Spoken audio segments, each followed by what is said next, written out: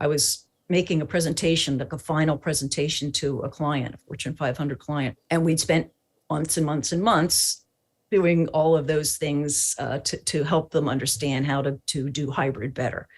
So in this presentation, they were all in a room, lined up on a board table. And I was the only one that was virtual.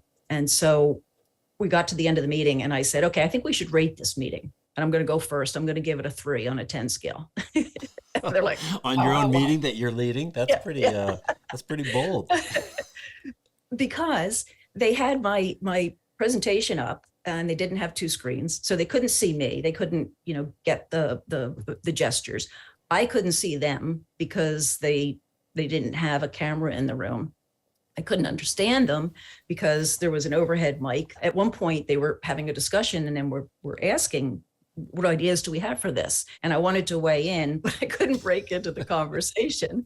And so I wound up texting the chairman and saying, I'd like to contribute to this conversation. At one point, they got up and they all had donuts. And, here I am sitting with no donuts. And they turned off the sound and the video. One of them said, well, didn't we just hire somebody to help us think about all these things? It's yes, but it's not ingrained. It needs to be taught. It needs to be intentional.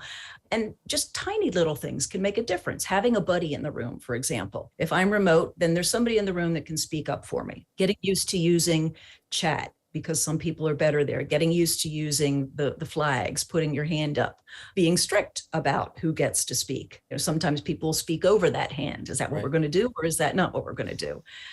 Just some little things like that to make it more equal.